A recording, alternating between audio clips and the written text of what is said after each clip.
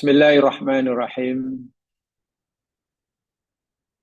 Alhamdulillahirabbil alamin. Wa bihi nasta'in ala umurid dunya waddin. Wassalatu wassalamu ala asyrafil anbiya wal mursalin. Nabina Rasulina Muhammad wa ala alihi wa ashabihi wa atba'ihi ila yaumiddin. Raditu billahi rabba wa bil islami dina. Wa bi Muhammadin nabiyya wa rasulah. Rabbi shrah li sadri wa yassir li amri wahlul 'uqdatam min lisani yafqahu qawli.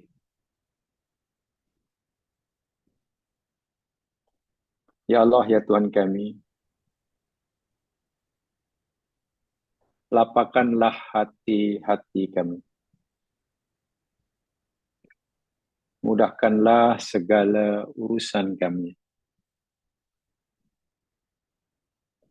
Uraikan dan bukakanlah ya Allah apa saja yang mengikat lidah-lidah kami, supaya mereka dengan mudah memahami ucapan-ucapan kami.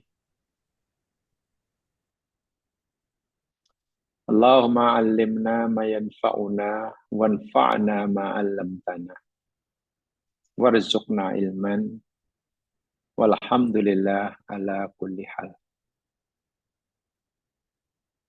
Ya Allah, ya Tuhan kami, ajarkan kepada kami ilmu yang memberi manfaat bagi kami. Dan berikanlah manfaat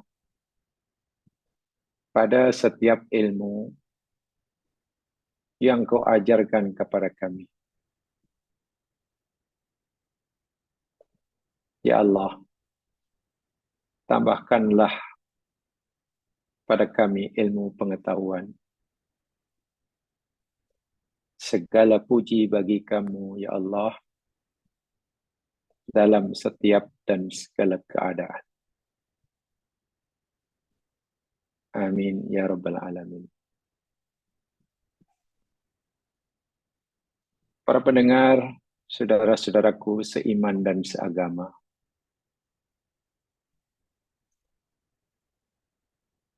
jika ada di antara kita yang sedang sakit,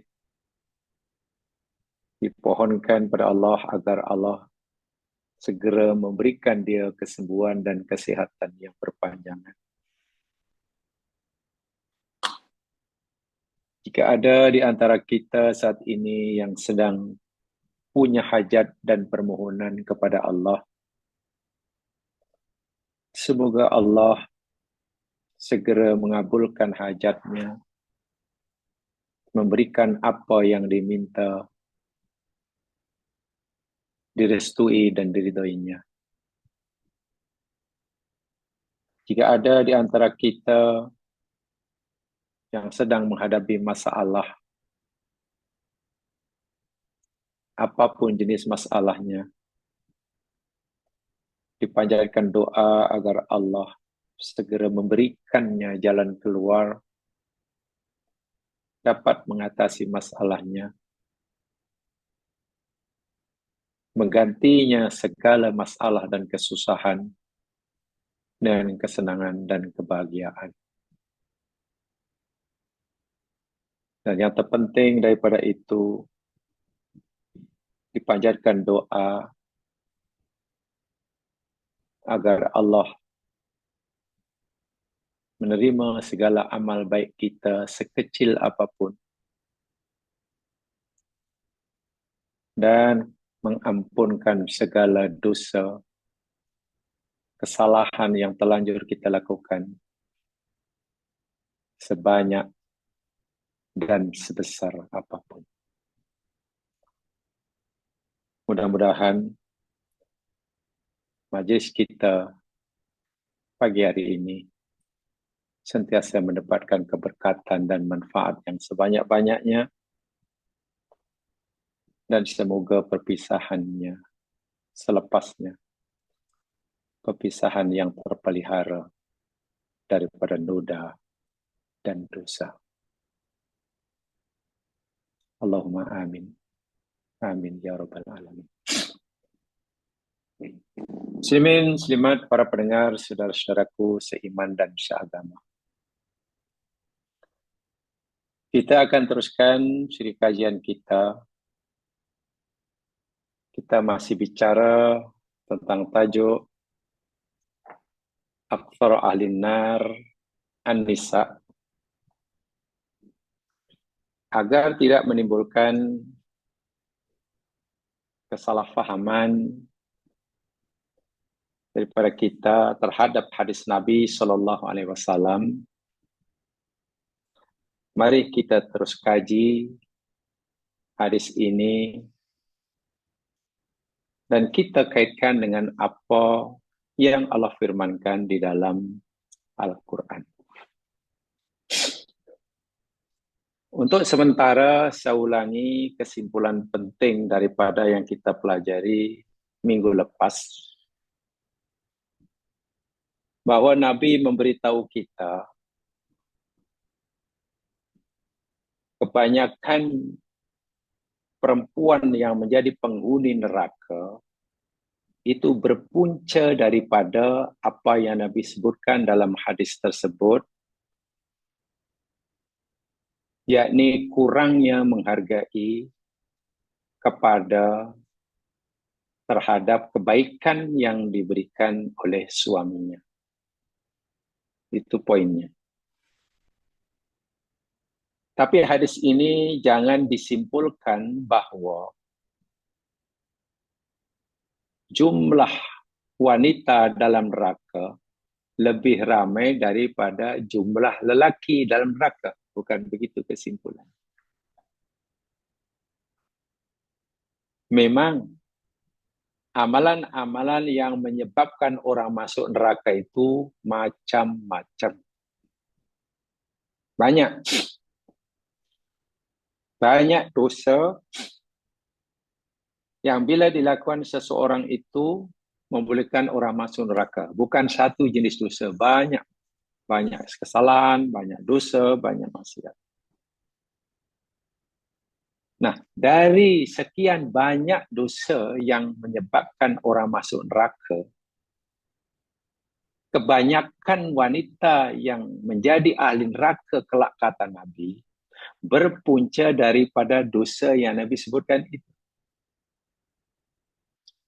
Jadi dosa yang disebutkan dalam hadis ini itulah dosa yang paling banyak menyebabkan kebanyakan perempuan masuk neraka. Tidak bermakna kebanyakan atau majoriti ahli neraka itu neraka lebih banyak daripada majoriti kaum lelaki. Bukan begitu. Bukan begitu. Yang keduanya, sekalian, mafhum mukhalafahnya, jika seseorang khasnya kaum wanita tidak ingin menjadi ahli neraka, maka dosa pertama yang ada kaitan dengan hablum minan nas yang wajib dihindari, selain dosa syirik ya, kalau dosa syirik semua pelaku syirik tak kira laki atau perempuan masuk neraka. Saya ulangi, mafhum mukhalafahnya, jika seorang perempuan ingin bebas daripada neraka, dari sekian banyak dosa yang pertama sekali wajib dihindari, yakni dosa yang Nabi sebutkan dalam hadis tersebut, yakni suka menafi atau mengingkari kebaikan suaminya kepadanya. Itu maksudnya. Bukan itu satu-satunya penyebab masuk neraka, bukan. Tapi satu di antara yang paling besar. Nah, sekarang yang kita ingin sampaikan di sebagai tambahan, kita kaitkan dengan Al-Quran. Apa punca, katakanlah, mungkin siapakah perempuan yang bila menderhaka kepada suaminya itu termasuk dosa besar yang akan menyebabkan ia masuk neraka? Itu perempuan yang mana atau suami yang jenis mana bila diderhakai oleh istri masuk neraka? Apakah setiap lelaki bergelar suami bila diderhakai menyebabkan istri masuk neraka? Atau setiap penolakan atau rasa tidak hormat istri kepada suami pasti akan masuk neraka? Nah, ini yang perlu pencerahan. Mari kita lihat suami yang macam mana bila istri menderhakainya masuk neraka, atau perhakaan yang macam mana yang biarkan istri masuk neraka bila dilakukan terhadap suami. Pertama sekali, jamaah sekalian, mari kita lihat. Tolong buka Al-Quran, Surah An-Nisa, ayat 34. Surah An-Nisa, ayat 34. Coba dilihat.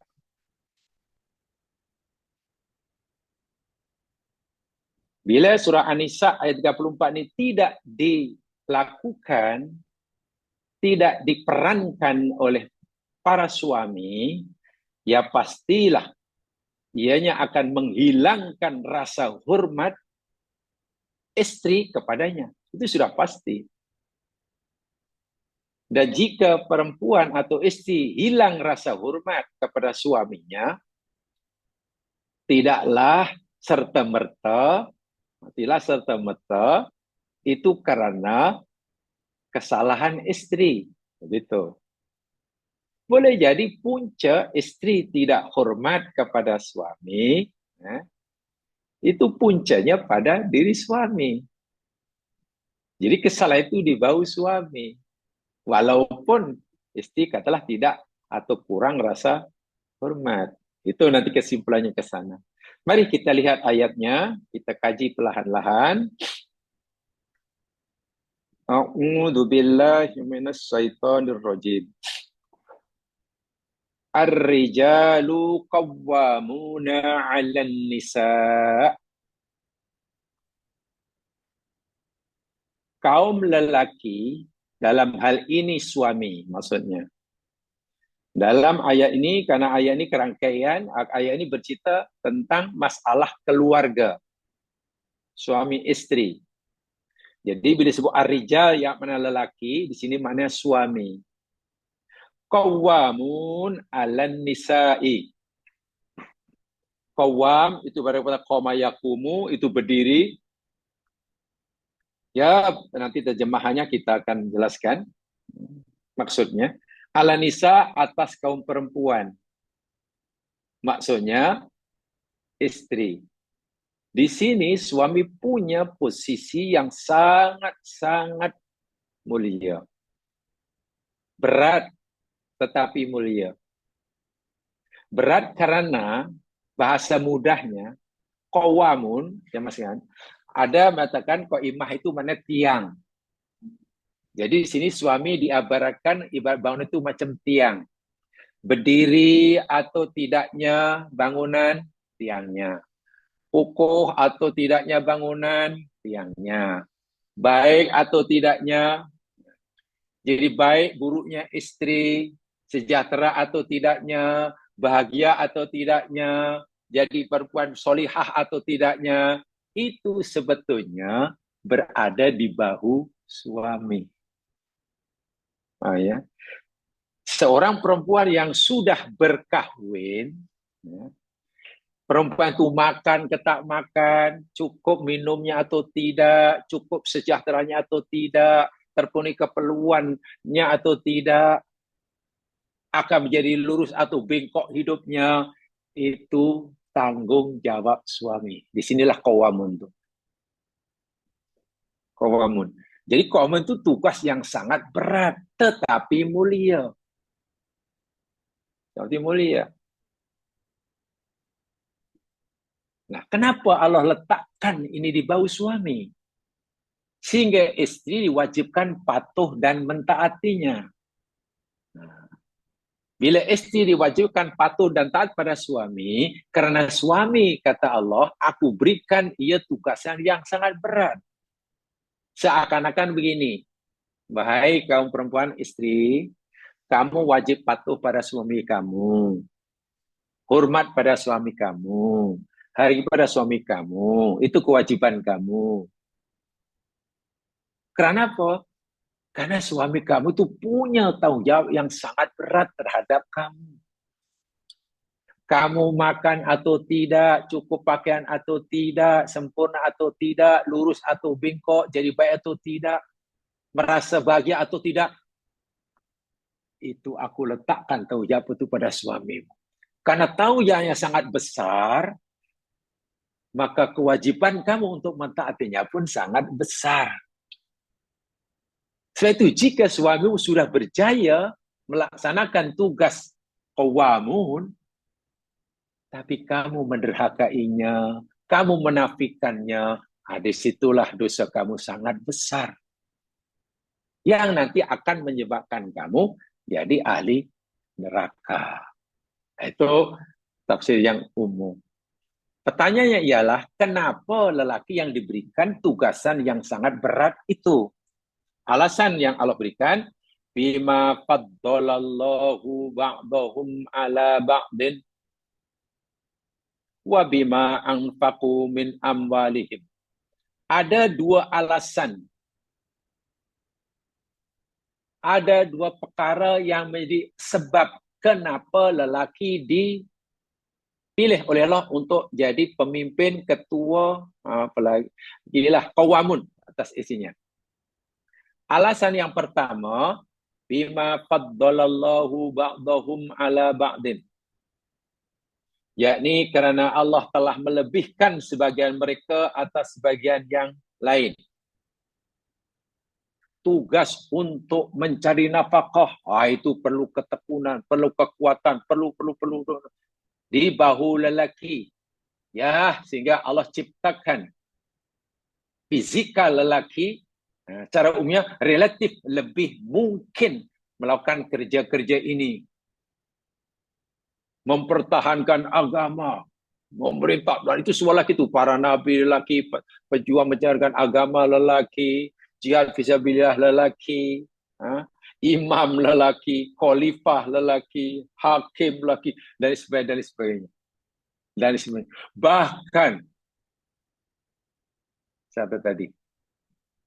Makan tidaknya istrinya, selesa atau tidaknya hidup istri, bahagia atau tidaknya istri, itu di bahu suami. Kenapa? Allah beri kemampuan yang lebih, yang memungkinkan mereka kaum lelaki suami ini mampu melaksanakannya. Itu kelebihan pertama. Dipanggil Wahabiyun. Anugerah yang bukan pilihan kita. Yang bukan pilihan kita. Sehingga sanggup melakukan kerja-kerja yang sangat berat. Bahwasanya sekarang katakanlah, ya, lelaki katalah bolehlah bawa lori, bekerja 24 jam siang malam. Tapi ada juga perempuan, nah itu pengecualian lah. Tapi majoritikan juga lelaki. Oh, laki boleh kerja, kata di lumbung-lumbung emas, lumbung-lumbung arang batu, katanya. Kerja berat sekali, mengangkut barang berat. Tapi perempuan pun ada. Ya, jangan karena ada seberapa, kemudian kita nafikan kelebihan yang Allah berikan pada lelaki dalam hal ini. Itu maksudnya. Itu namanya kelebihan Wahabiyun. Yang kedua, yakni kasbiyun. Alasan yang kedua kenapa itu tanggungjawab laki, Allah kata wa bima anfaqu min amwalihim. Kepemimpinan atau ketua rumah tangga itu dilakukan pada laki kerana nafkah, harta yang mereka nafkahkan kepada pasangannya. Ingat, seorang perempuan semasa belum berkahwin itu tanggungjawab kehidupan, kesejahteraan hidupnya, pendidikannya, kesehatannya, keselamatan dirinya daripada gangguan orang lain. Itu tanggungjawab orang tuanya. Dalam ini ayah dia, bapa dia. Itu bapanya bekerja mati-matian nak pastikan anak-anaknya, termasuk anak perempuannya, cukup makan minum, cukup pembelajarannya, cukup kesehatannya. Bila ada orang ganggu, orang tuanya yang melindunginya. Segala-galanya lah. Bila sakit, orang tuanya yang segera merawatnya. Itu sebelum berkahwin. Begitu ia berkahwin, tanggungjawab dan kewajipan orang tuanya dan ini bapa itu diambil alih oleh suami. Sehingga kalau selama ini yang memberi nafkah, memberi perbelanja, jaga kesihatan itu bapaknya, sekarang suaminya. Ini maksudnya bima angkaku. Karena ia ada kewajipan menyara kehidupan pasangannya, maka Allah beri dia kuasa jadi imamnya. Nah, di sini yang kadang-kadang ramai orang kurang memahami filosofi di sebalik akad nikah. Baik, saya nak cerita di sini jelaskan. Bila seseorang itu melakukan akad nikah, dipanggil ijab kabul ya. Akad nikah kan ada dipanggil ijab kabul. Ada calon pengantin lelaki, ya lelaki yang akan jadi menantulah bagi seorang perempuan. Katakanlah saya, ini sebagai contoh lah. Tapi saya tidak punya anak perempuan, tapi apa sekadar contoh lah. Contoh. Katakanlah saya ada anak perempuan. Selama ini sayalah yang bertanggung jawab sepenuhnya tentang kesejahteraan anak perempuan saya. Makan, minum, pendidikan, pelajaran, kesehatan, keselamatan diri, senyum atau tangisnya, saya. Ada orang kacau, saya yang melindunginya. Sakit, saya merawatnya. Karena itu kewajiban saya sebagai ayah orang tua. Tiba-tiba ada, katalah lelaki, yang meminang anak saya, anak perempuan saya, untuk jadikan istrinya. Ya, mana calon menantu saya lah. Ya, secara ringan katalah saya setuju. Nah, setuju. Maka kita setuju diajarkanlah namanya ijab kabul. Akad nikah itu kan ada ijab, ada kabul. Ijab itu apa yang diucapkan oleh wali, katalah dalam hal ini saya akan ucapkan ijab. Kabul itu penerimaan daripada calon menantu saya. Dalam ijab kan biasanya begini ya, aku nikahkan kau dengan anakku bernama Fulan, dengan mas kawin sekian dibayar tunai. Itu namanya ijab. Calon menantu saya, lelaki tadi, calon suami istri saya kata, aku terima nikah Fulan dengan mas kawin sekian tunai. Sah. Ya mas sekalian, sebetulnya makna filosofi di sebalik ijab kabul tidak seperti itu. Tidak sesederhana itu. Lebih daripada itu. Memang ijab kabul itu tujuan untuk menghalalkan benda yang asalnya haram. Hubungan antara anak saya dengan calon menantu saya sebelum ijab kabul haram. Jangankan berhubungan. Pandang-memandang pun tidak dibenarkan. Apalagi pegang-memegang. Bila sudah berlaku akad nikah ijab kabul, halal. Betul. Itu menghalalkan. Tapi ada makna filosofi yang kadang-kadang kurang dipahami oleh kita. Apa dia? Baik. Ucapan saya, aku nikahkan kau dengan anakku bernama Fulan, dengan siapa, itu nak ijab kan? Ijab. Ya sekalian, ijab itu bahasa Arab, daripada kalimat itu bahasa Arab, yakni masdar, apa namanya, uh, masdar, berbenaun kan namanya. Berbenaun lah. Ya, daripada aujaba yujibu, mewajibkan. Ijab itu maknanya mewajibkan. Jadi ketika saya katakan aku nikahkan dikau, pertama memanglah saya hendak menjadikan anak saya menjadi halal bagi calon menantu saya. Itu betul. Itu kesan hukumnya. Akibat hukumnya di fikih, jadi yang haram jadi halal. Tapi karena namanya saya ijab, saya mewajibkan. Apa yang selama ini menjadi kewajiban saya alihkan, saya pindahkan, saya serahkan kepada calon menantu saya. Jadi seakan-akan dengan ucapan saya, aku nikah di kau itu, saya berkata pada calon menantu ini, hai calon menantuku, kamu ingin menjadikan anak saya jadi suami yang istri awak. Betul, saya ridho. Pertanyaan saya, ada kamu bersedia mengambil alih tanggung jawab dan kewajiban saya sebagai orang tua selama ini kepada anakku? Makan, minum selama ini aku yang bertanggung jawab, kesehatannya aku, pendidikannya aku, sejahteranya aku, keselamatannya semua selama ini di bahu saya, wahai anak. Baik, saudara. Kamu mau mengambil alih kewajiban itu? Aku wajibkan.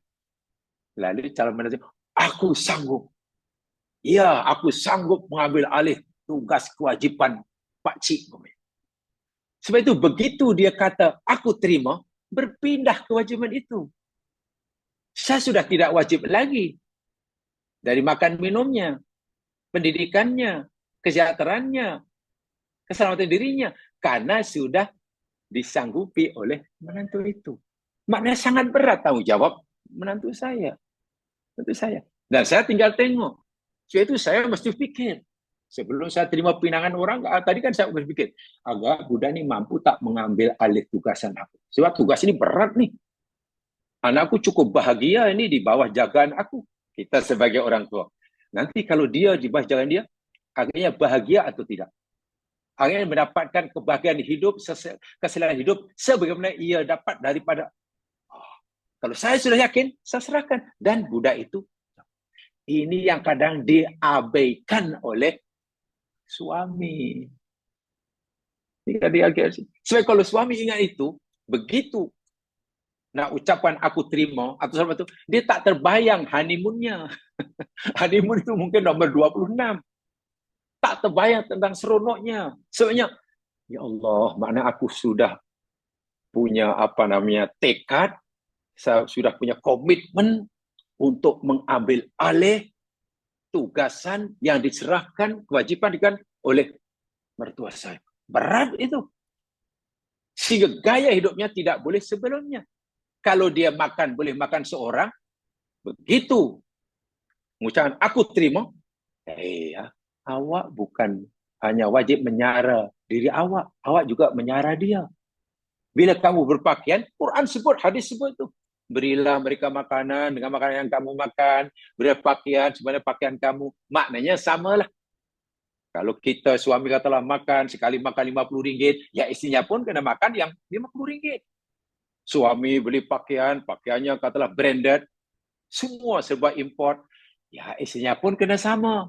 Jangan suaminya beli pakaian yang mahal-mahal branded, istrinya diberikan pakaian pasar malam. Wah, itu gagal jadi qawamun. Jadi qawamun. Bila istrinya dahulu ketika belum jadi istrinya, masih di bawah jagaan orang tuanya, ilmunya bertambah. Nampak, budak itu ilmu bertambah-tambah karena didikan ayahnya. Akhlaknya makin sempurna.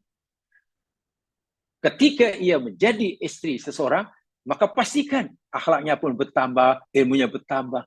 Begitu, karena kita lelaki telah bisa mengambil alih kewajiban tadi, namanya ijab.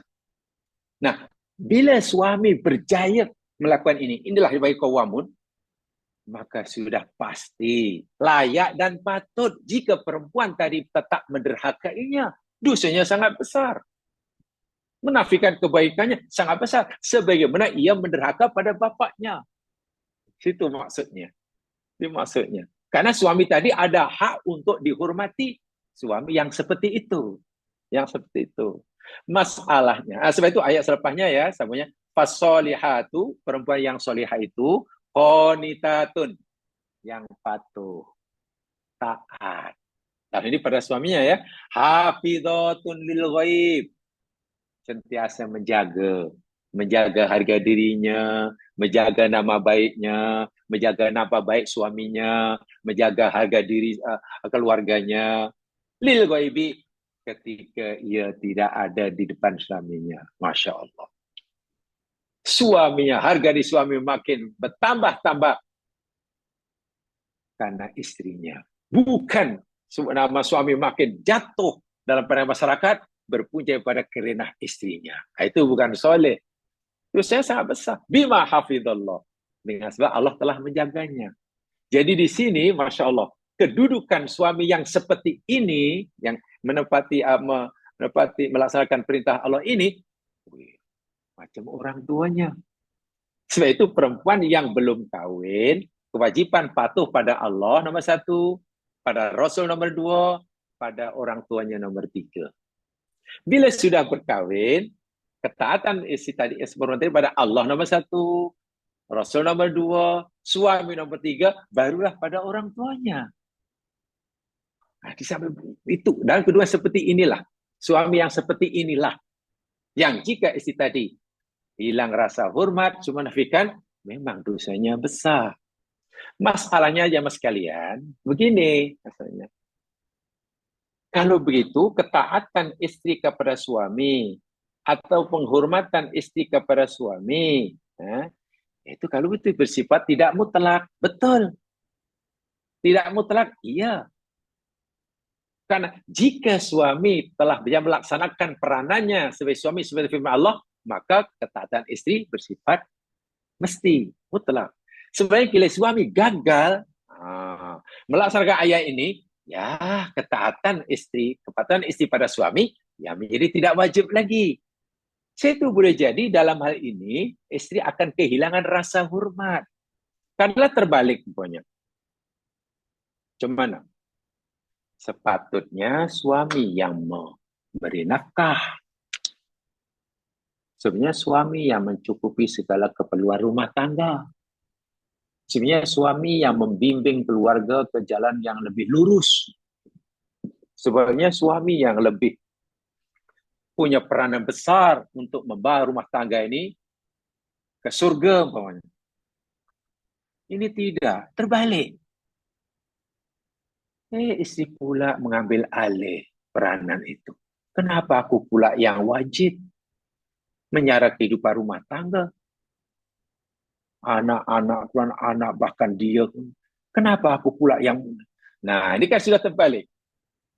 Akibat kegagalan suami memainkan peranan sebagai ketua rumah tangga. Nah, ini sering berlaku. Memang. Itu sering berlaku.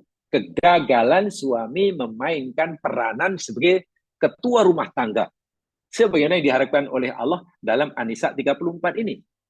Nah, ini salah satu punca utama istri kadang hilang rasa hormat pada suami. Apabila suami gagal mainkan peranan sebagai ketua rumah tangga yang baik. Dan ini Masya Allah nih. Ini Masya Allah. Bahkan pernah dibuat satu kajian betul. Ada satu kajian dalam berapa tahun bila tu? 2019 kalau tidak salah ya. 2019 maknanya ketika COVID namanya ya. Ada satu kajian diadakan oleh Universiti Malaya, oleh UM. Sebanyak 45%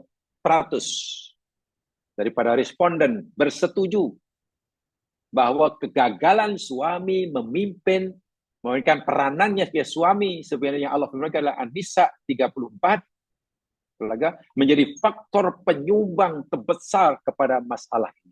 Masalah apa? Masalah istri hilang rasa hormat. Hilang rasa hormat.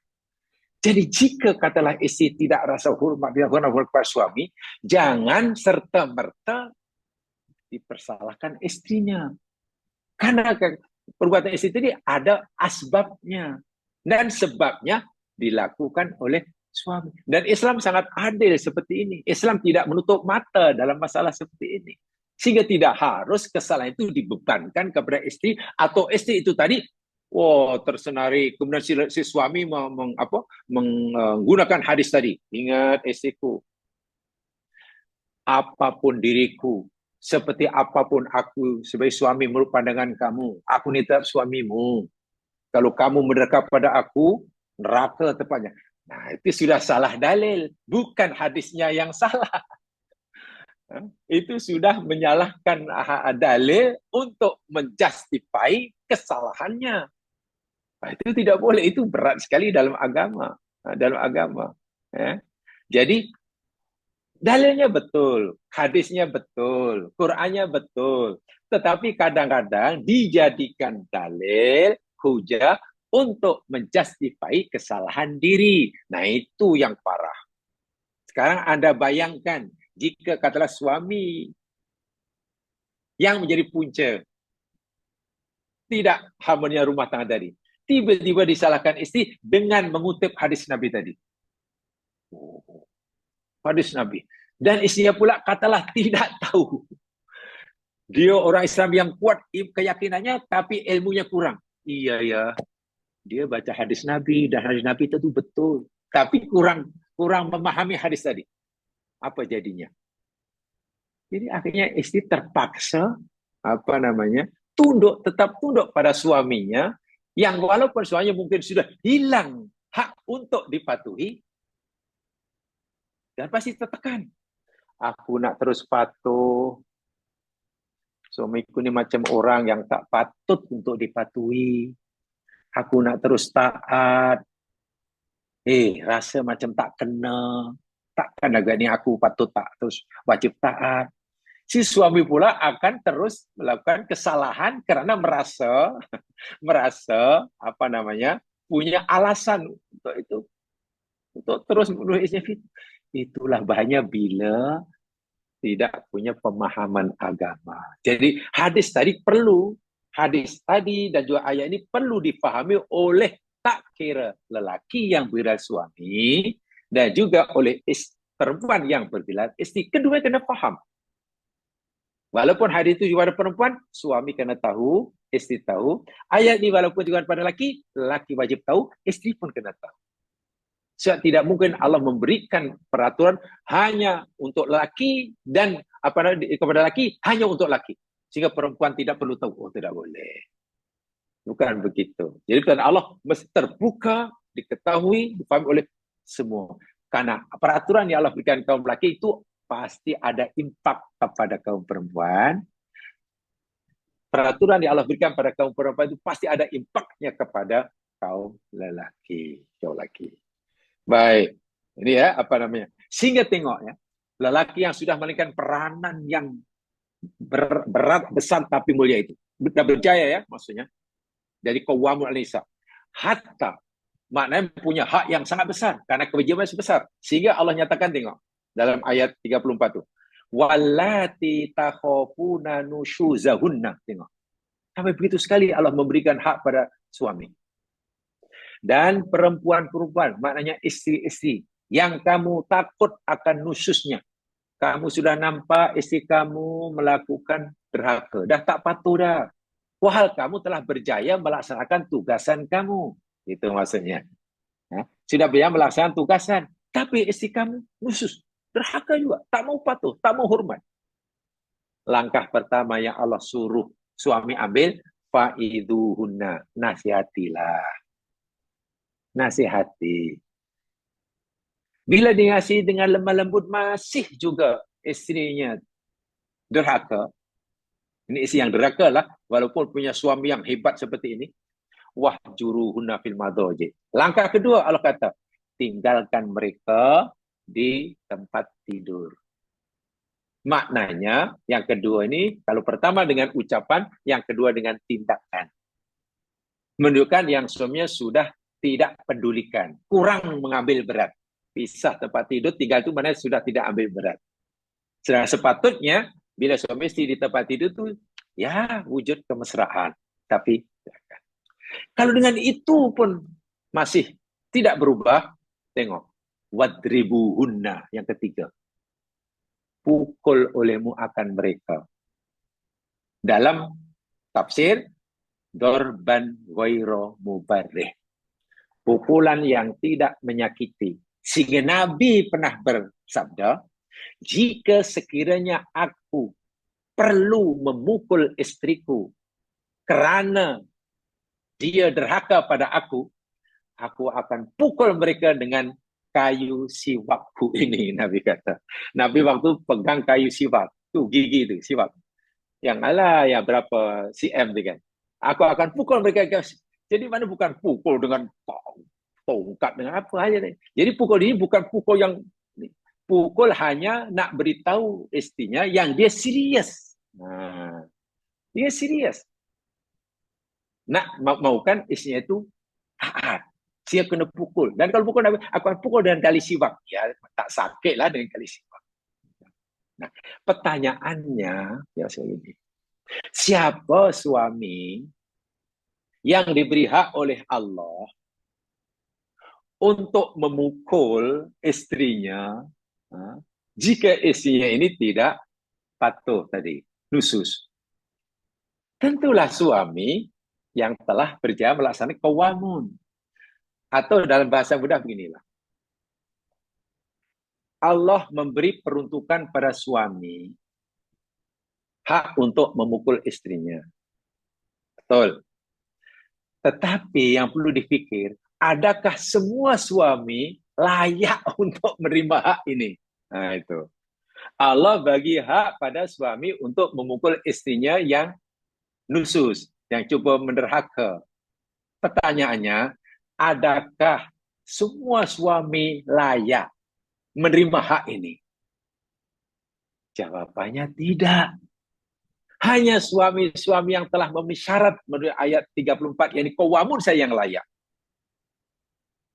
Tapi kalau suami itu tidak layak, tidak qawamun nisa, dia mengabaikan kewajibannya, dia mengagalkannya, tidak mampu kesejahteraan istrinya, dia semualah.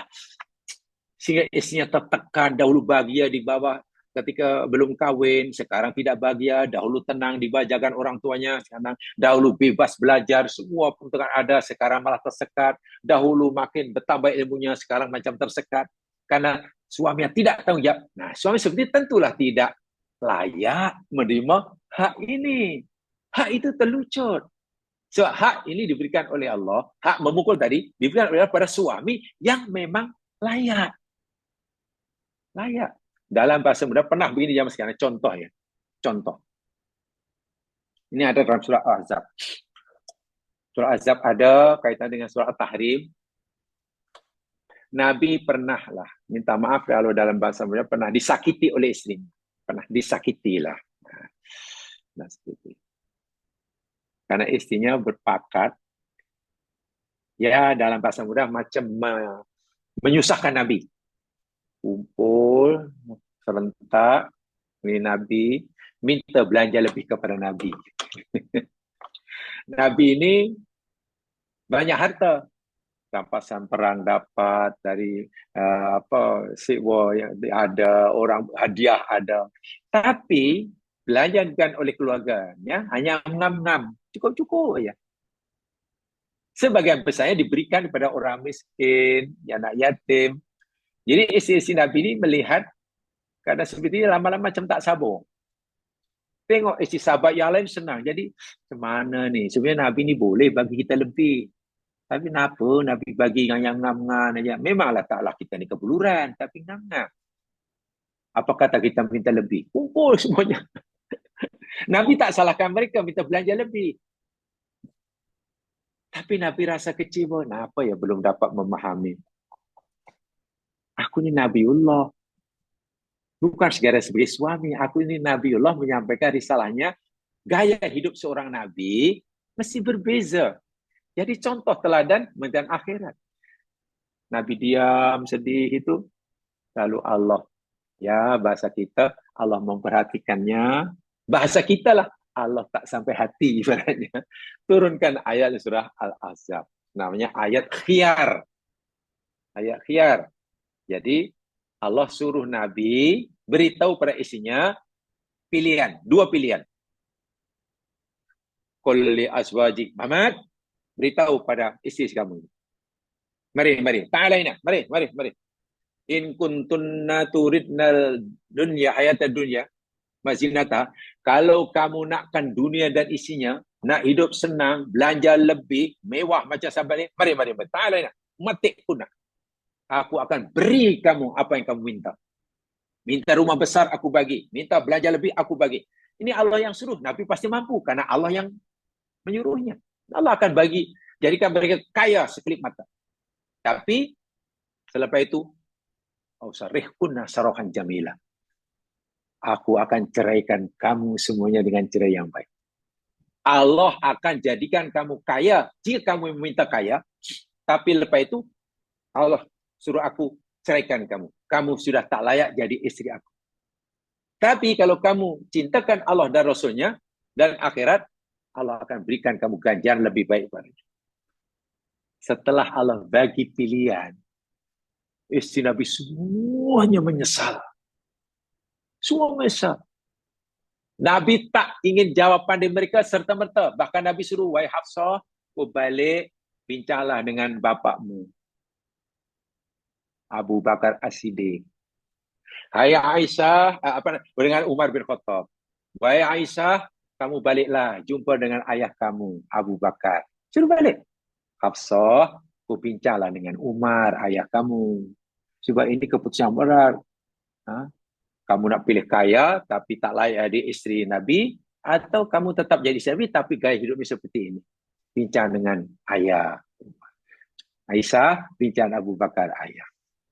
Apa jawab isteri Nabi yang Nabi? Nabi tak paksa mereka pilih yang mana. Suruh. Isteri Nabi, ya Rasulullah, adakah dalam perkara yang sangat nyata dan terang ini aku berbincang dengan orang tuaku? Tidak, ya Rasul. Tidak, aku tidak akan bincang. Aku pilih Allah dan Rasulnya, Rasul. Akhirnya mereka menyesal, menarik balik permintaannya. Takut diceraikan oleh Nabi. Takut jangan. Kenapa? Rupanya mereka waktu itu kita minta tunggal lebih itu tidak merasa menjadi perempuan yang paling bertuah punya suami Nabi. Bayangkan. Bila mereka diizinkan oleh jadi istrinya, istri bagi nabinya, itu perempuan yang paling bertuah di dunia. Di akhirat jadi ahli surga. Tiba-tiba coba nak pinta belanja, nak menyakiti Nabi. Jadi Nabi kata, tak boleh. Allah kata tak boleh. Mereka tidak layak. Nah, orang-orang istri suami yang seperti inilah yang Allah berikan hak dan layak untuk itu tadi, bagi nasihat, pisah, pukul, bahkan dukung dengan cerai. Tapi coba kalau suami itu tidak layak, dia tidak melaksanakan ar-rijalu qawwamun 'alan nisa. Istrinya sudah lama kehilangan respect kepadanya. Rasa hormat dia tidak ada. Karena merasa tertekan, hidupnya makin susah setelah kawin dengannya. Karena langsung suaminya tidak tanggung jawab. Sikit-sikit marah. Dan bila marah kadang-kadang bukan hanya lidahnya yang marah, tangannya ikut marah. Tangan ikut marah, kaki ikut marah. Jadi mana istri yang sanggup seperti itu? Hidup seperti itu. Tiba-tiba suaminya nak melaksanakan ayat ini. Ingat, Allah bagi kuasa pada aku, wahai istriku. Allah kata, jika kamu nampak istrimu sudah tidak hormat, derhaka pada kamu, wahai suami, nasihati dia. Suami cuba nak bagi nasihat. Nak mengamalkan ayat ini.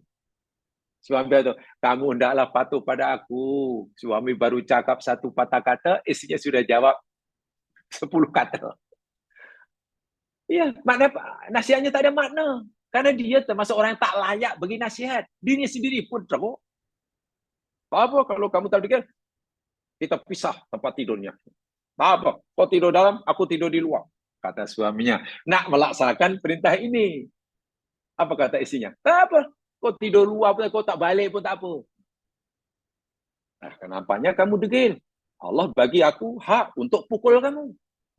Fadribuhunna. Suami nak melaksanakan perintah ini. Kalau itu aku nak pukul kamu karena kamu tak degil. Ya, suami nak pukul. Mungkin isteri yang malah carikan sedia alat pukulnya. Jangan pukul dengan lidi kecil sangat. Ni, palang pintu ni. Coba, kalau berlaku seperti itu, mungkin suaminya, Macam mana ya? Aku nak lakukan, nak laksanakan perintah Quran. Tapi kenapa malah tak jadi? Aku beri nasihat, istriku malah menasihati aku. Aku nak pisahkan tempat tidur, dia malah benarkan aku tak balik pun tak apa. Dia aku nak pukul, bukan takut, malah tunjukkan pula. Coba, itu mungkin suami kata, ini salah Quran ke salah aku? Bukan salah Quran. Salah suami. Suami itu tidak layak melaksanakan ayat Quran ini. Itulah. Jadi yang berhak melakukan ayat ini, yakni qawwamul 'ala nisa, bisa sudah berjaya menjadi suami yang baik. Itu jika suami itu gagal menjalankan, mainkan peranannya sebagai ketua rumah tangga, ya patutlah, wajarlah jika istri sudah kehilangan rasa hormat. Ya dalam konteks masyarakat kita, semua dilihat sebagai pemimpin yang betul jawab sepatutnya mengurus hal ikhwan rumah tangga keluarga, mengambil keputusan-keputusan yang penting, menyediakan keperluan asas, makan, minum dan lain sebagainya, tetapi ia gagal melaksanakan. Dan itu maknanya suami gagal mengambil alih kewajiban yang selama ini dipikul oleh orang tua istrinya. Ketika orang tuanya menyerahkan tanggung jawab dalam ijab kabul, dia bersedia menerima, tapi gagal mereka. Ya, dalam kalkulasi ini perempuan tadi tidak termasuk orang yang Nabi beri amaran dalam hadis tadi. Begitu. Jadi hadis tadi tidak bukan pada semua perempuan. Sebab suami nampaknya masih gagal menjadi suami melainkan peranannya. Karena yang bertanggung jawab sepenuhnya kesejahteraan rumah tangga, keperluan rumah tangga. Jadi bila suami suruh mengambil alih, ya pastilah boleh tidak puas hati. Istri boleh menolak.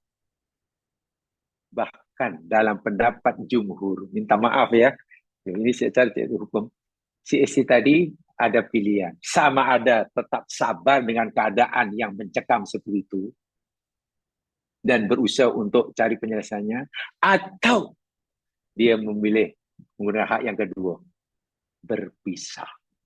Iya, agama sangat adil memberikan solusi kepada masalah itu. Sebab itulah ya mas sekalian,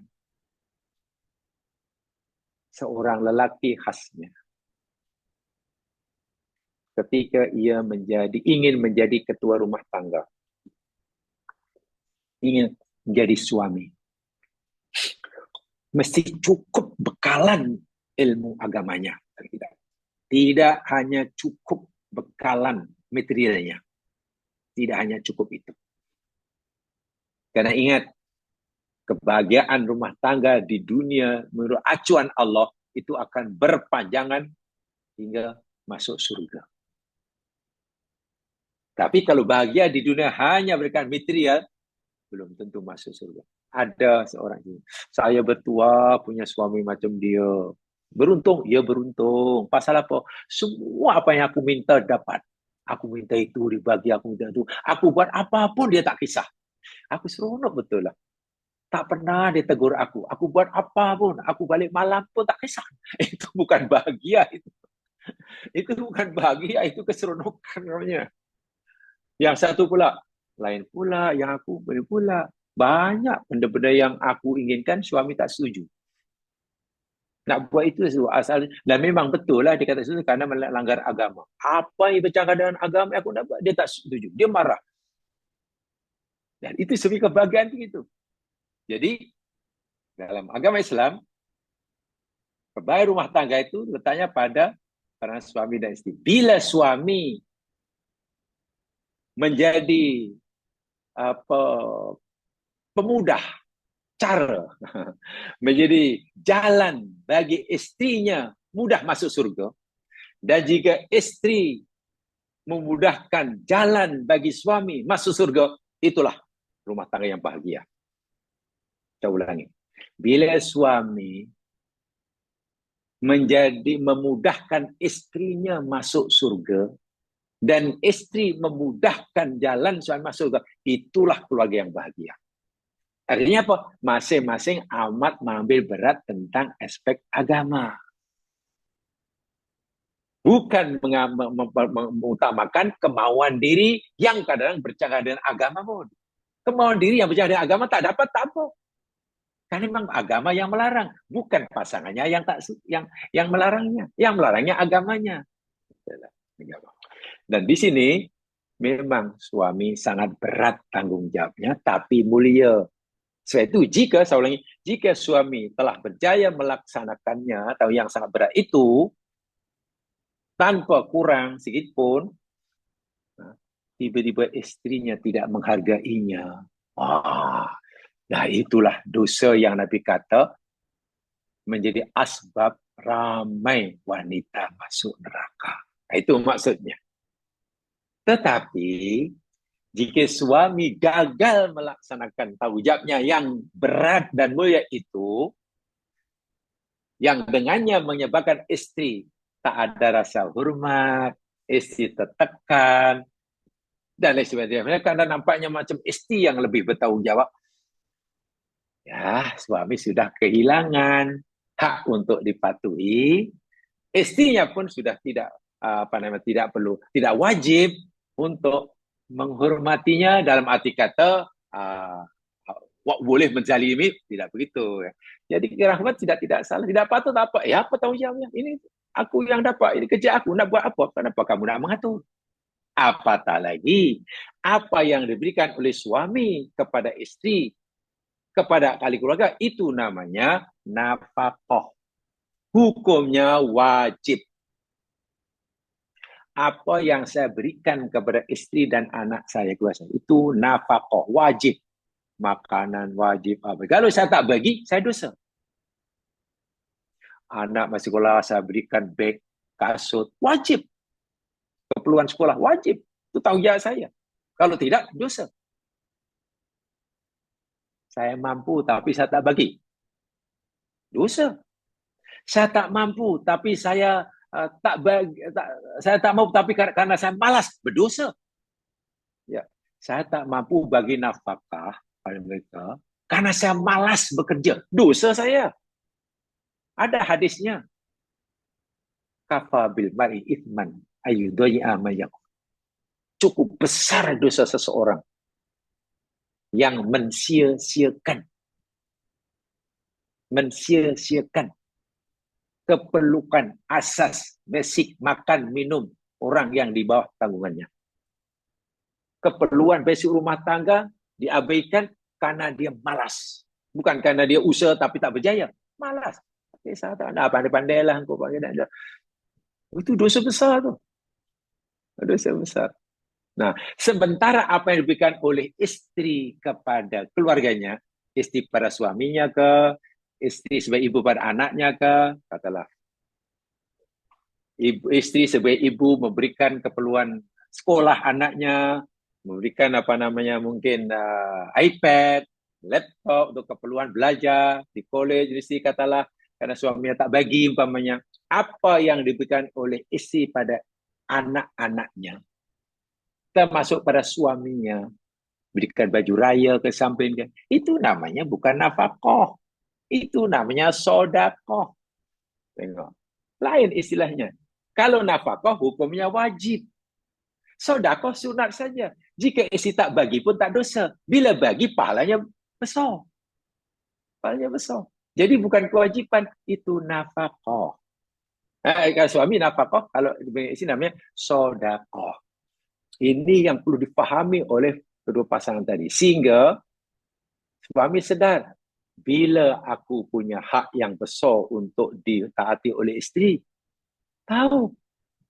Tidak secara otomatik suami punya hak yang besar untuk dipatuhi. Ya, dia ada hak untuk dipatuhi karena dia ada kewajipan yang perlu dilaksanakan. Orang yang gagal melaksanakan kewajibannya, tak ada hak untuk mendapatkan imbalan. Contoh mudahlah. Bila seorang pekerja berhak mendapatkan upah dan gaji. Gaji itu hak kan? Ya. Bila berhak. Bila ia telah berjaya melaksanakan kewajipannya sebagai pekerja. Dia telah berjaya melaksanakan pekerjaannya atau belum? Tugasnya belum? Oh, sudah. Tapi kalau pekerja itu gagal melaksanakan tugasnya sebagai pekerja. Pekerjaan terbengkalai. Apa dia berhak mendapatkan gaji? tak berhak. Itulah. Jadi hak itu mesti diimbangi dengan kewajiban. Kalau kewajiban dah ditunaikan sepenuhnya, maka ia akan mendapat haknya sepenuhnya. Bila kewajiban tidak ditunaikan, maka kewajiban pun, hak pun tidak dapat. Itulah keadilan Islam. Dan itu ada dalam Al-Quran. Dan salah satu kewajiban yang besar bagi suami berdasarkan ayat yang kita baca tadi, yakni qawwamun 'alan nisa. Besar sekali jemaah sekalian tu. Besar sekali. Sehingga dalam tafsir begini, sehingga jika sekiranya ini kelebihan yang Allah berikan pada suami tadi, yakni kelebihan tenaga, kekuatan, mencari rezeki, kalau itu ada dan istri pula membelanjakannya, kata kelebihan yang Allah sebut tadi, bima faddalallahu ba'dhum 'ala ba'din,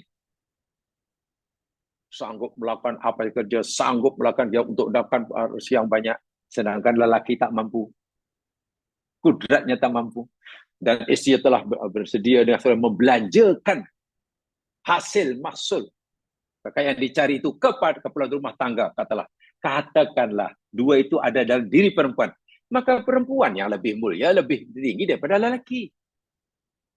Sehingga saya mengatakan, falau kana nisa'u kama dzakarna la fadalat nisa' ala rijal. Kalaulah kelebihan itu ada pada diri perempuan, bukan pada diri laki, maka pasti perempuan yang diutama daripada laki. Jadi keutamaan daripada laki ini bukan keutamaan yang percuma, tanpa syarat, tanpa asbab. Itu maksudnya. Tapi Allah dah ciptakan secara fitrahnya kekuatan, bentuk tubuh yang kuat, sanggup bekerja yang kasar, menempuh berbagai rintangan. Ya, kata dilumbung-lumbungkan, wah, yang menghasilkan pulang ayat sedikit. Itu kerja yang layak bagi lelaki. Ya, dan Allah melebihkan kepada lelaki. Itu namanya faddola, Allah lebihkan. Dan dengan susah payah mendapatkan hasil, dia pula rela dengan sukarela memberikannya, berkongsi dengan orang hebat. Itu maknanya hebat. Nah, lelaki yang suami hebat seperti inilah punya hak untuk dipatuhi, dihormati. Bila ia tidak dihormati, dia orang tidak menghormatinya, ya tentulah dosanya sangat besar. Sebab Allah sendiri menyatakan ya, bahwa hak memenuhi keperluan rumah tangga daripada alif hingga ya istilahnya, yang selama ini ditanggung oleh ayah, orang tua ketika anak tadi belum kahwin, sekarang berpindah kepada suami karena dia sanggup, katanya aku terima. Itu mana aku sanggup, Pak Cik, ya saya bersedia mengambil alih kewajipan Pak Cik. Kewajipan menyara hidup anak Pak Cik sekarang berada di bawah saya. Itu makna di sebalik kalimat aku terima nikahnya. Di samping daripada asalnya perbuatan haram menjadi halal. Itu ada dalam Al-Quran. Lihat. Surah Toha. Coba lihat surah Toha. Lihat surah Toha ayat 107, mula 117.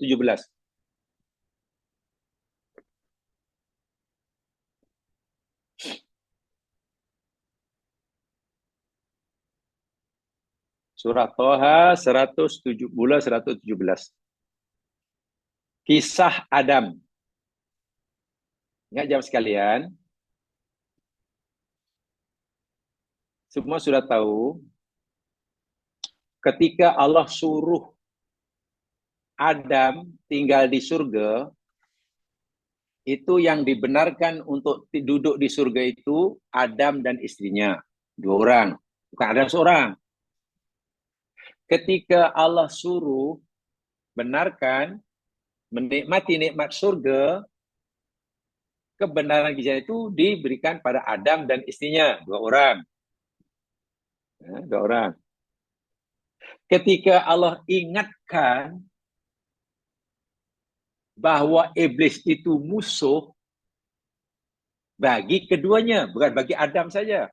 Tengok ayatnya. Faqulna ya Adam. Lalu kami berfirman, kata Allah. Ya Adam, wahai Adam, in hadza aduwwun laka wali zaujika. Allahu Akbar. Adam, sesungguhnya ini merujuk kepada iblis. Adam, sesungguhnya iblis ini adalah aduwwun laka. Ini musuh bagi engkau, wahai Adam. Wali zaujika, dan musuh bagi pasangan istrimu. Okeylah, Hawa nama dia. Dengar ya, semua dua. Allah suruh Adam Hawa duduk di surga. Allah benarkan Adam dan Hawa menikmati nikmat surga. Allah muliakan Adam dan Hawa keduanya. Allah beritahu bahawa iblis musuh bagi keduanya. Dua. Fala yukhrijannakuma minal jannati fatashqa. Maka Adam, jangan sekali-kali iblis yang menjadi musuh kamu berdua ini berjaya mengeluarkan kamu berdua. Dia akan menipu kamu, Adam, akan memperdayakan kamu dengan segala cara. Maklumat tujuannya agar kamu tidak lagi layak duduk dalam surga. Bila iblis nanti berjaya memperdayakan kamu, ingat, dia akan mengeluarkan kamu berdua, engkau dan isteri engkau. Bila kamu sudah tidak lagi berada di surga, Adam dan Hawa, kamu tak lagi di surga, nanti fatashqa, engkau akan menderita. Bahasa terjemahan mudahnya, tasqa itu celaka. Mana tidak bahagialah. Kerana di surga nidam, innalaka alla tajua fiha wala ta'ra. Sesungguhnya di surga ini engkau tidak akan lapar karena makanan dah cukup. Wala ta'ra, engkau tidak akan telanjang karena pakaian sudah ada. Wa annaka la tatmau fiha, dan di surga ini engkau tidak akan dahaga karena minuman dah tersedia. Wala tadha, dan engkau tidak merasa kepanasan karena tempat berteduh sudah ada. Artinya segala keperluan basic need lah. Dalam surga ini aku dah sediakan percuma tanpa engkau mencarinya. Makanan, minuman, pakaian, tempat tinggal. Ini keperluan basic. Kamu dan isteri kamu dan terpenuhi segala keperluan yang asas tanpa mencari di surga. Tapi bila nanti iblis berjaya menghalau kamu berdua keluar dari surga, kamu celaka dah. Kamu susah. Susah kenapa? Kamu untuk memenuhi basic need ini, makanan, minuman, pakaian, tempat tinggal, kamu terpaksa mencari. Kalau tak cari, tak dapat. Itu pun yang wajib mencari hanya engkau seorang. Nah, tengok ayatnya. Ini mungkin yang tahu bahasa Arab, mudah mahilah. Ya. Tasqa itu jamaah sekalian, engkau itu mana mufrad. Engkau seorang. Tapi sebelumnya, iblis musuh kamu berdua. Jangan iblis berjaya memperdaya kamu berdua. Tinggallah kamu berdua dalam surga. Nikmati nikmat surga oleh kamu berdua. Semua berdua. Tapi bila turun ke bumi nanti, yang susah engkau seorang. Dan tasqa itu engkau seorang. Allah tak kata, engkau berdua akan susah. Engkau dua akan celaka. Tak ada. Allah hanya kata, engkau seorang. Dan kenapa disebut tasqa ini seorang? Istrinya tidak disebut. Iya, karena kewajiban menyediakan basic need tadi katakan, basic need tadi, makanan, minuman, pakaian, tempat tinggal itu di bahu suami. Masya Allah. Ini sudah diberitahu oleh Allah ketika Adam masih di surga. Saya itu kewajiban basic. Selain yang lain lah. Ini bukan satu-satunya kewajiban ya. Tugasnya mesti dilakukan. Begitu suami kata aku terima, pastikan 4 ini terpenuhi secukupnya, sesuai dengan kemampuannya. Bahkan, kalau ikut ayat yang lain ya mas kalian, jika istrinya ini mampu sekalipun, istrinya orang yang mampu, kewajiban suami memberi nafkah itu tidak gugur. Ada dalam Al-Quran. Ya, liyungfik du sa'atin min sa'ati, hendaklah orang yang punya kelapangan rezeki membelanjakan rezekinya pada ahli keluarganya sesuai dengan kelapangannya. Kalau kaya, banyak lah. Jutawan, juta-juta lah. Ribuan, ribu-ribu lah. Kalau hanya ratusan, ratus-ratusan. Wa man qudira alaihi rizquhu fayunfiq ma atahu Allah. Dan siapa yang disempitkan rezekinya, suami itu taklah kaya raya. Ya, sederhana. Atau dikatakan susah. Adakah karena suaminya miskin itu gugur kewajiban memberi nafkah? Tidak. Tetap wajib memberi nafkah sesuai dengan kemampuannya. Walaupun istrinya lebih kaya. Hanya istri yang kaya, suami yang miskin, kewajiban suami memberi nafkah itu tetap ada, tidak gugur. Walaupun tentu jumlahnya sedikit di mata istri. Istri mungkin, ya apalah belanja yang kau berikan ni, suka ke ini ke? Suami kata, ini saja yang aku mampu. Mungkin sangat kecil di mata istri yang kaya. Tapi ini masalah hukum, bukan masalah patut tak patut. La yukallifullahu nafsan illa ma'ataha. Allah tidak memberi bebanan pada seseorang kecuali berikan apa yang diberikan padanya. Itu ada dalam surah At-Tolak, itu ada. Surah At-Tolak ayat 7 darinya.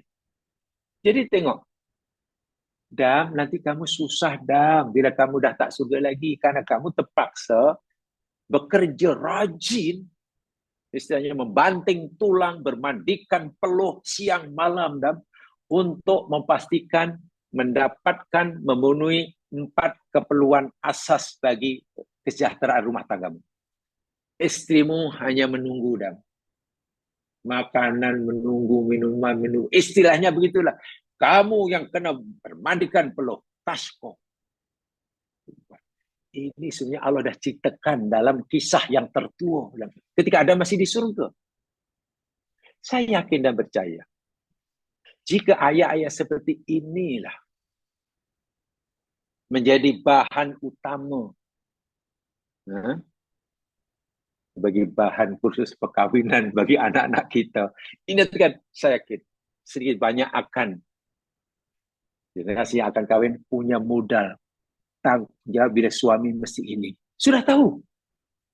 Oh, suami aku sama tahu ini. Calon istri, oh, kewajiban saya itu seperti ini. Sudah tahu. Dan ini paling basic yang disebut Al-Quran. Yang kadang-kadang yang tak disebut dalam Quran malah dibesar-besarkannya. Bertanya, Ustaz, wajib ke suami mesti berikan tiket untuk honeymoon nanti kahwin? Quran tak sebut pun itu yang dibesarkannya. Itu kalau wajib honeymoon tu wajibkah suami mesti menuruti kehendak isteri tempat yang dah dilawat? Dia tak nak dalam negeri, nak luar negeri. Nah, kalau makanan kata wajib ke suami mesti menjaga makanan ala Jepun sebab isteri ni suka makanan Jepun. Makanan apa nama kuala kangsa tak minat. Benda itu jangan dibesar-besarkan sehingga seakan kalau itu dianggap penting, bila tidak, wah, jadi masalah besar. Wah, benda itu tidak disebut dalam Quran. Jadi disebut ini. Kewajiban yang tentu tengok ikut kemampuan. Jadi, keperluan basic itu 4 ni zaman sekarang. Nah, terpenuhi atau belum keempat ini? Kalau itu penuhi, insya-Allah yang lain nanti jadi mudah. Apalagi yang nak kita ni sudah sejahtera, makanan, minuman sudah cukup, pakaian sudah cukup, tempat tinggal, alhamdulillah, nak bergerak ke mana sudah ada. Dan itu semua aku sediakan tanpa kamu. Sekarang bayangkan bila 4 keperluan basic ini gagal dilaksanakan, dilakukan, dipenuhi oleh lelaki yang benar suami. Tapi diambil alih pernah oleh istri. Dan istri suami terus menerus seperti itu. Apa yang bersikap kasar, ucapan, ya tentulah istri pasti akan hilang respect sama sekali. Dan bila istri sudah hilang rasa hormat sama sekali, tentulah istri yang sebenarnya tidak termasuk perempuan yang Nabi sebutkan dalam hadis tersebut. Gitu. Pasti ada masalah yang lain penyelesaiannya. Sebab Sebab itu bahkan katalah suami mampu menyediakan 4 ni mampu, tapi tak tahu macam mana lah. Dia sentiasa bagi belanja pada keluarganya kurang. Macam manalah suami itu bagi belanja. Untuk makan minum pun kurang, untuk keperluan pun kurang, untuk perubatan kurang, untuk pelajaran anak kurang. Wah, suami mampu. Anak minta laptop karena perlu, karena sudah masuk kuliah, suaminya mampu tapi tak. Dia lebih banyak digunakan di luar untuk itu, untuk ini. Jadi istri tertekan. Mampu tapi tak mau beri. Lainlah kalau tak mampu. Islam membenarkan. Tengok. Islam membenarkan si istri tadi mengambil apa yang dimiliki oleh suami untuk memenuhi keperluan mencukupi keluar rumah tangga walaupun tanpa sepengetahuan suami. Bayangkan. Mana dalilnya? Ada dalam hadis Bukhari, jamaah sekalian. Ya, hadisnya sahih. Hadis Bukhari. Nomor hadisnya 5364. Kisahnya begini. Istri Abu Sufyan, namanya Hindun, setelah keduanya memeluk agama Islam. Abu Sufyan dan Hindun ini asalnya orang kafir lah. Masuk Islam agak lambat, jadi Fathu Makkah, tapi hanya masuk Islam. Setelah masuk Islam, Nabi ini sentiasa membuka ruang untuk umatnya bertanya masalah. Di hadapan lelaki, di hadapan perempuan, bebas, tanyalah apa sih. Nah, dalam satu ruang dialog ini, istri Abu Sufyan, yang namanya Hindu ini bertanya, "Ya Rasulullah, dalam baiat yang baru dilakukan menurut Al-Quran, yakni bila kita meluk agama Islam suruh baiat, satunya tidak boleh berzina, tidak boleh syirik, tidak boleh mencuri, tidak boleh banyak dalam Quran disebut." Lalu Hindu ini tanya, "Ya Rasulullah, seperti mana yang kita tahu Abu Sufyan suamiku tu kaya, tapi minta maaf agak lokek, kedekut. Bagi belanja pada kami keluarganya, kata Hindun, sentiasa kurang. Walhal dia kaya. Abu Sufyan ni kaya. Macam mana ya Rasul seperti itu? Dia kaya tapi lokek, sehingga belanja untuk rumah tangga kami kurang. Apa Nabi kata pada Hindun? Khudhi ma yakfiki wa waladiki bil ma'ruf. Hai Puan Hindun, ambillah oleh engkau apa-apa saja yang jadi milik Abu Sufyan suamimu yang boleh mencukupi keperluan dirimu dan keperluan anak-anak kamu dengan makruf. Maknanya apa? Nabi Islam mengizinkan pada istri mengambil harta milik suaminya itu yang untuk memenuhi keperluan rumah tangga dan anaknya yang jika suami itu tak mau memberikannya. Bayangkan sampai dan ini tidak kira mencuri. Tidak kira mencuri.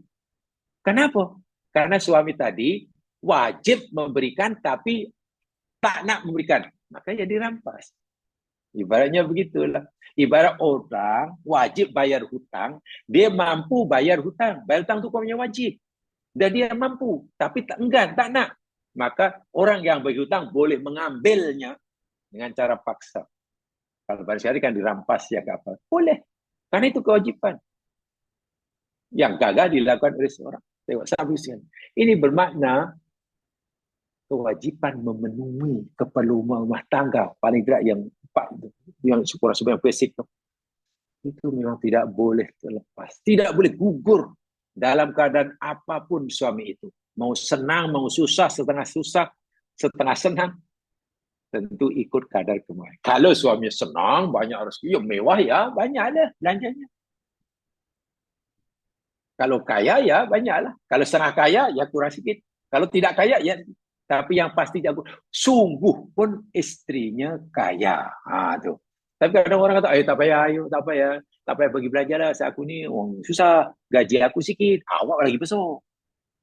Gaji saya sikit, gaji awak ni lagi besar. Jadi sepatutnya awak yang bagi saya. Boleh tak awak belikan saya kereta? Kereta minta berikan, jam tak berikan. Kan, yang dia tak nak pasal tak boleh sepatutnya. Dan isteri kalau suami kata, isteri boleh kata, mana boleh. Kewajipan memberi nafkah itu kamu, bukan aku. Kamu boleh bagi nafkah pada aku, ikut kemampuan kamu. Mau bagi sebulan 10 ringgit, tak kisah. Yang penting kamu jangan tinggalkan kewajipan. Wah, itu bagus sekali kalau itu. Adapun untuk keperniagaan aku, kalau aku boleh, aku gunakan. Tapi jangan paksa aku untuk menggugurkan hak aku minta nafkah.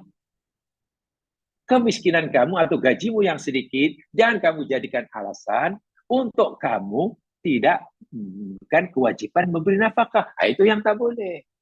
Itu yang tak boleh. Jadi cantik, sangat cantik di Al-Quran zaman sekarang. Bahkan tadi istri dibenarkan mengambil apa yang jadi milik suami, sungguh pun tanpa pengetahuan. Banyak lagi yang misalnya ayat yang untuk menjelaskan apa perkataan ini. Dalam surah Al-Baqarah ada, dalam surah At-Tahrim ada, yang paling banyak dalam surah Al-Baqarah lah. Tapi saya fikir untuk memberikan pencerahan berkaitan dengan hadis tadi supaya tidak supaya pemahaman kita lebih holistik, pemahaman yang lebih holistik dan komprehensif, saya fikir memadai. Saya fikir memadai seperti itu. Sebab pemahaman kita kepada suatu masalah yang hadis cerita, Quran cerita itu, kita kena ambil semuanya agar kita mendapatkan pemahaman yang sempurna. Yang dalam bahasa jamaah mungkin yang secara holistik dan komprehensif. Tidak boleh hanya sekerat-sekerat. Kalau sekarang memang tidak cantik. Mungkin ada kejanggalan. Ada kejanggalan. Itu tadi. Jadi, bagari itu yang saya sampaikan hari ini. Mungkin ada yang ingin menambah atau ada pertanyaan, saya persilakanlah pada jamaah sekalian. Wallahu a'lam. Saya persilakan.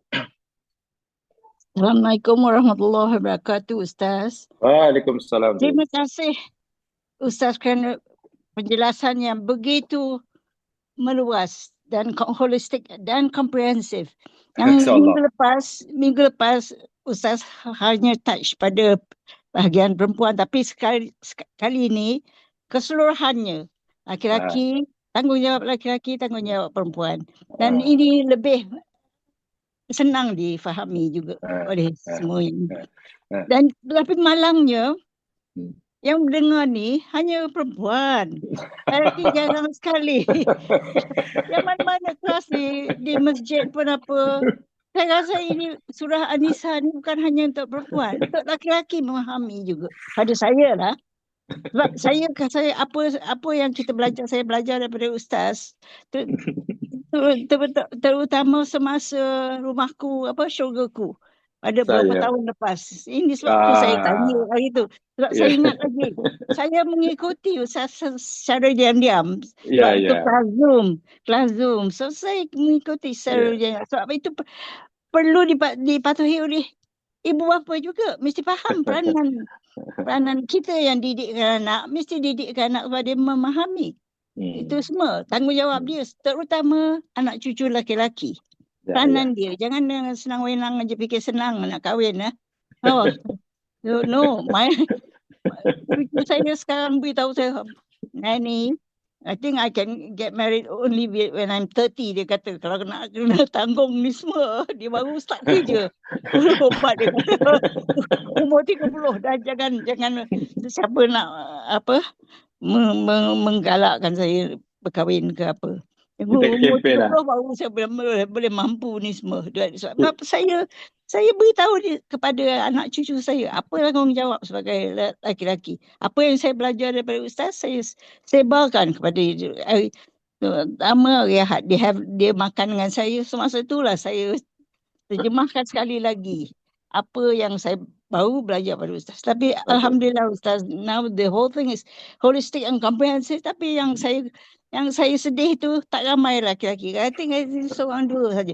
Padahal ini yang tanggungjawab laki-laki yang lebih lebih keras pada tanggungjawab daripada tanggungjawab pada perempuan. Kita senang saja. Kita kempen lah tu. Allah, Kita kempen. Allah, Kita Allah juga kempen. kita Kempen. kempen lah. Ajak lelaki lah. Suruh join Ajar sama lah. lelaki. Kalau Tapi lelaki suruh join. Alhamdulillah Ustaz, it's a very good lecture. I think I think my staff akan tape it and kita akan sebarkan masuk YouTube. Biasanya Fazirah atau Mizah akan masukkan ke YouTube. So masuk ke YouTube ini perlu difahami oleh kedua-dua pengantin, bukan saja perempuan, laki-laki. Dan tadi Ustaz kata ada sebut tentang suami yang kalau mampu dosa besar kiranya tidak melakukan tanggungjawab kerana malas. Tetapi Ustaz, di negeri ini dapat pekerjaan tak susah, asalkan tak malas. Sebab sebelah rumah saya ni, sebab saya lihat dari tingkap, rumah sebelah tu sedang dibina. Yang bekerja dia bukan orang kita, orang Bangla, orang Indonesia, orang Indonesia. Pekerja saya semua orang Indonesia. Orang luar. Dan orang luar. Dan tukang kebun saya dah tiga biji buah, 3 biji rumah di Indonesia. Dia dengan titik peluh dia kerja dapat 8 ke 6 buah rumah, dapat semua. Dan sekiranya tak ada qualification, di sini kerja driver gaji dia besar, 3,000. Sama seperti gaji graduate yang baru graduate 3,000 juga.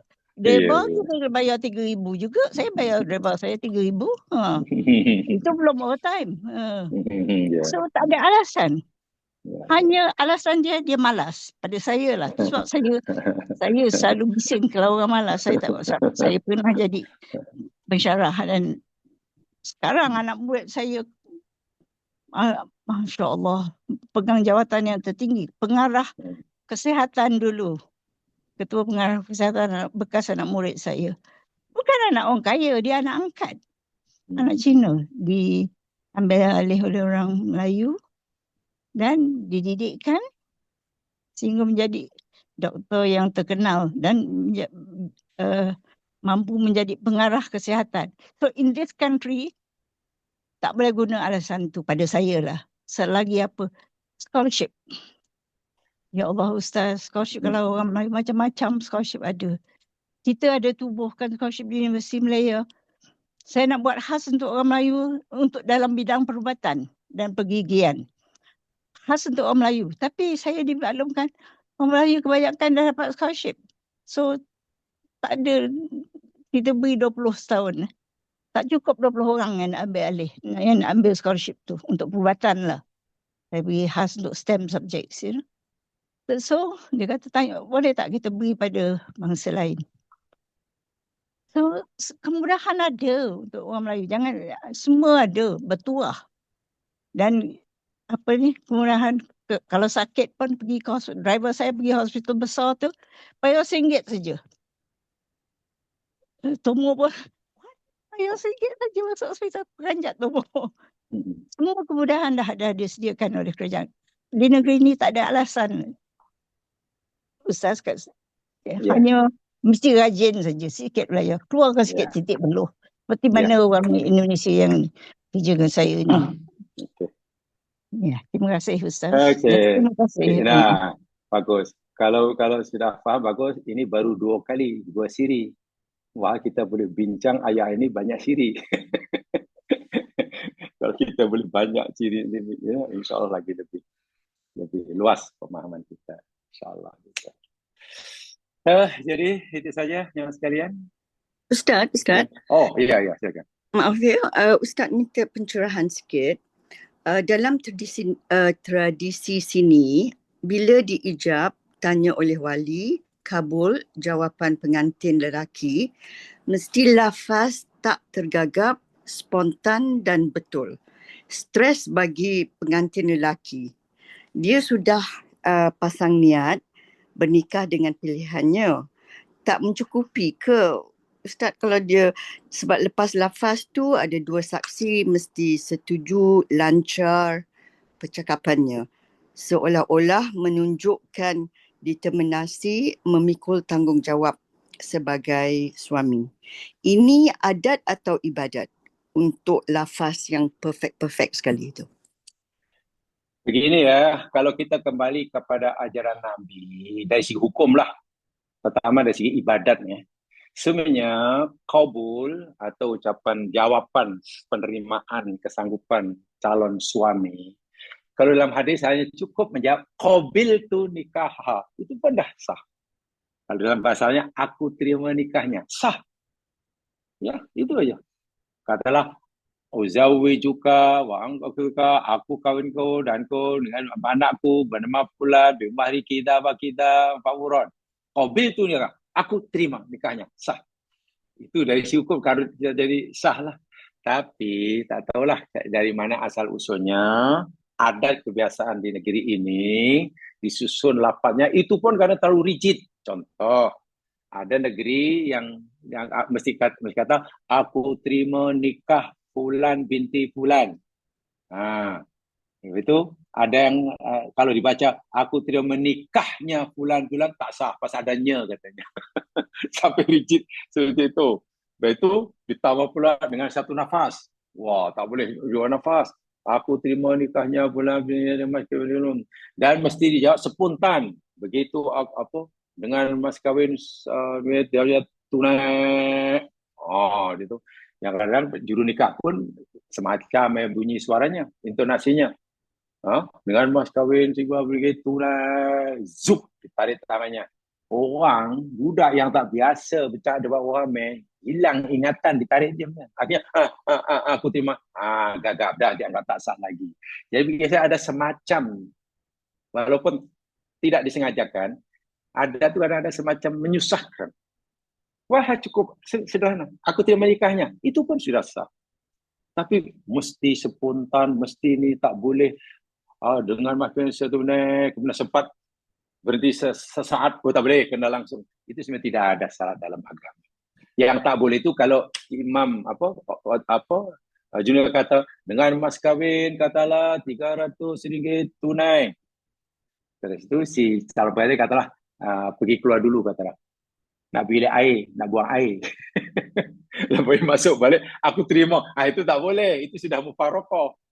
Itu sudah mufarokoh, itu tak boleh. Jadi istilah spontan itu mesti di majlis itu, tak semestinya pada minit yang sama, pada saat yang sama. Itu. Jadi bagi saya memang agak suasana itu kadang walaupun mungkin tidak ada unsur kesengajaan, tapi tanpa secara tak langsung suasana akad nikah itu menjadi suasana yang sangat stressful.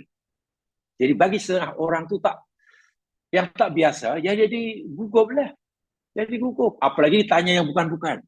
Ini yang peliknya ni. Terus terang, saya tidak setuju. Yang juru nikah tu nak tanya bukan-bukan. Okey, awak nak nikah? Ya je. Awak tolong sebutkan rukun Islam ada berapa? Rukun iman ada berapa? Tolong baca doa kunut. Tolong baca doa iftitah. Manalah budak ingat yang tak biasa. Akhirnya gagap. Sekali gagap tu akhirnya jadi gelak ketawa orang. Malu pula. Saya masih ingat dahulu. Dalam surat khabar. Tak tahu tahun bila dahulu. Ada budak nak kahwin. Dah juga apa tu kan. Jadi budak itu pukul si juru nikah. Kadang marah. Mungkin karena itulah. Dibuat sembilan rupa dalam keadaan stressful, yang tegang, yang inilah. Bah, tidak perlu ditanya bukan sudah mau kahwin, sudah aku nikah engkau dengan ini, aku terima nikahnya, itu pun sah. Tapi karena dianggap itu suatu yang seakan-akan seperti itu, sehingga bila ada pengantin kata aku terima nikahnya fulan binti fulan dengan mas kawin sekian dibayar tunai, sah. Semua tepuk tangan. Anakku hebat, sekali lafaz jadi. Wah, selagi apa? Bukan itu hebat. Bukan situ hebat. Ada kan orang tepuk tangan, hebat sekali lafaz katanya. Wah, ya Allah, seperti yang saya kata tadi. Ada filosofi di sebalik ijab qabul. Ijab mewajibkan, yakni wali atau orang tua pengantin menyerahkan kewajibannya, memindahkan kewajiban yang selama ini ditanggung dengan susah payah bertahun-tahun kepada pengantin lelaki. Dan dia sanggup. Dan satu di antara yang berat bagi lelaki tadi, cita-cita orang tua. Dari orang tua. Pasti anaknya ini akan menjadi anak soleh yang bila mati nanti menjadi simpanan di alam kubur, boleh memberikan pahala, pasti menolongnya nanti dengan doanya. Tapi nampaknya belum kesampaian. Orang tua belum kesampaian mendidik anak menjadi anak yang soleh dan solehah. Tiba-tiba ada orang yang biasanya mengambil alih. Sebab itu kewajiban suami, pastikan anak orang ini yang saya didik di sini mesti diajar, dia diarahkan menjadi anak yang soleh, yang memberi manfaat kepada orang tuanya bila orang tua meninggal. Dan itu sangat berat. Kalau ingat itu, saya ingat, tak fikirlah tentang honeymoon. Bukan honeymoon tak boleh. Bukan tema, buat tema kedua, bukan itu. Itu boleh, tapi bukan itu yang penting. Tapi karena nampaknya sudah lari. Nilai atau unsur ibadahnya itu kadang sudah agak terhakis. Karena sudah dipenuhi oleh banyak adat resam yang kadang-kadang tidak wujud pun pada zaman itu, jadi reka-reka. Sehingga lebih kepada satu upacara perkahwinan sudah semacam satu peristiwa seremonial yang mesti megah, mesti menyeronokkan. Wah, itu sangat menegangkan kalau kita tahu makna filosofi di sebalik ijab kabul. Jadi hakikatnya itu hanya adat, baca salin nafas, kena apalagi Pak Imam pun tak payahlah cakap dengan mas kawin 30 ringgit tunai, zuk, tangan ditarik dengan mengejut. Ya Buddha itu terkejut mesti hilang. Hilanglah dia. Itu tak perlulah, tidak perlu seperti itu. Jadi kena menjadi dua belah pihak kena faham lah. Ya. Itu. Jadi itu lebih kepada adat yang tidak sepatutnya lah. Terima kasih Ustaz. Ya, itu saja. Mudah-mudahan diberkati oleh Allah dan kita berjumpa pada kesempatan yang lain. Mudah-mudahan Allah izinkan kita dan beri kita jalan dulu. Mari dengan baca Al-Fatihah dan surah Al-Asr. Subhanakallahumma wa bihamdika asyhadu an la ilaha illa anta astaghfiruka wa atubu ilaik. A'udzu billahi minasyaitonir rajim wal 'ashr innal insana lafi khusr illa alladziina aamanu wa 'amilus shalihaati wa tawassaw bil haqqi wa tawassaw bis sabr. Assalamualaikum warahmatullahi wabarakatuh.